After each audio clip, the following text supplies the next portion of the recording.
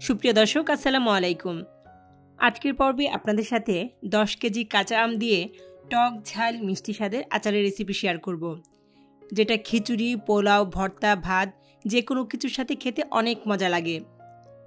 যারা নতুন উদ্যোক্তা আমের আচার নিয়ে কাজ করছেন, আশা করি আমার আজকের রেসিপি তাদের সামান্য হলেও উপকারে আসবে।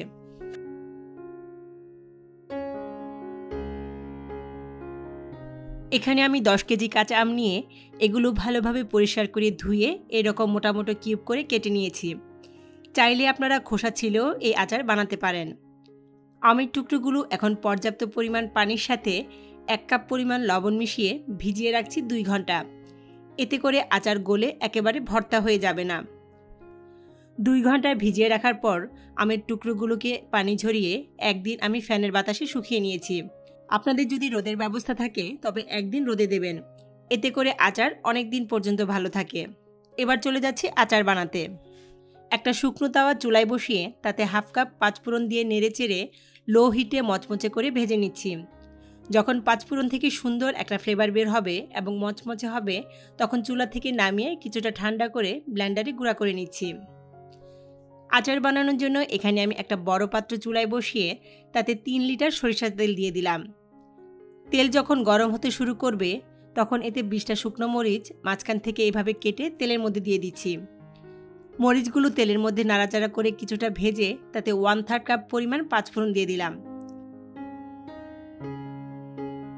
তেলের মধ্যে মরিচ ও পাঁচফোড়নকে খুব ভালোভাবে ভেজে যখন পাঁচফোড়নের সুন্দর একটা ফ্লেভার বের হবে, তখন এতে 1 কাপ পরিমাণ রসুন বাটা দিয়ে দিলাম। তেলের মধ্যে রসুন বাটাকে যতক্ষণ না পর্যন্ত এর কাঁচা গন্ধ দূর হয় ততক্ষণ পর্যন্ত কষিয়ে নিচ্ছি।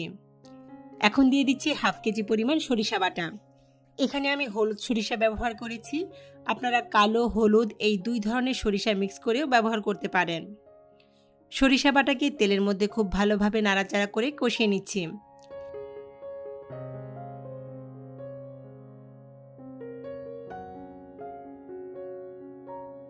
কষানো হয়ে গেলে দিয়ে দিচ্ছি আগে থেকে কেটে কিছুটা শুকিয়ে রাখা আমের টুকরো। আমের টুকরোগুলোকে মশলা ও তেলের মধ্যে একটা নাড়ানির সাহায্যে নেড়ে খুব ভালোভাবে মিশিয়ে নিচ্ছি। এই পর্যায়ে দিয়ে দিচ্ছি স্বাদমতো লবণ। লবণটা একটু বুঝে দেবেন, কারণ আমগুলোকে আমি আগে 2 ঘন্টা পানিতে ভিজিয়ে রেখেছিলাম। এতে করে আমের টুকরোর ভিতরে কিছুটা হলেও লবণ প্রবেশ করবে। 1/4 কাপ করে হলুদ ও মরিচের গুঁড়া দিয়ে দিলাম। এবার এগুলো আমের সাথে খুব ভালোভাবে মিশিয়ে কন্টিনিউয়াসলি নাড়াচাড়া করে রান্না করছি আম সিদ্ধ হওয়া পর্যন্ত।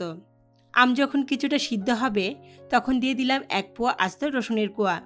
এতে করে আচার খেতে অনেক বেশি মজার হয়। আবারও অনবরত নেড়ে রান্না করছি। আমার আগের নাড়ানিটা দিয়ে নাড়তে একটু কষ্ট হচ্ছিল, তাই এখানে আমি একটা বিশাল বড় সাইজের কাঠের খুন্তি দিয়ে আলতো হাতে অনবরত নেড়ে যাচ্ছি। প্রায় 30 মিনিট রান্না করার পর আমার আমের আচার অলমোস্ট সিদ্ধ হয়ে গেছে।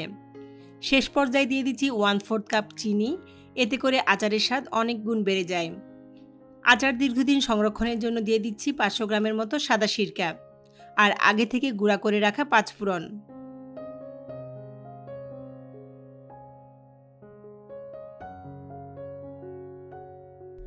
আলতো হাতে আবারও নাড়াচাড়া করে মিশিয়ে রান্না করছে আরও 10 মিনিট। আমার আমের টক ঝাল মিষ্টি আচার বানানো শেষ। এবার চুলাটা বন্ধ করে আচার পুরোপুরি ঠান্ডা করে নিচ্ছি। পুরোপুরি ঠান্ডা হয়ে গেলে আচারগুলোকে পরিষ্কার শুকনো কোনো কাচের জারে রেখে সারা বছর জুড়ে সংরক্ষণ করে রাখা যাবে। শুধু মাঝে মাঝে রোদে দিলেই হবে।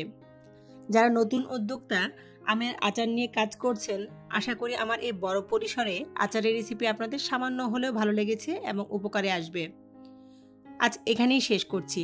সবাই ভালো থাকবেন, নিরাপদে থাকবেন। আল্লাহ হাফেজ।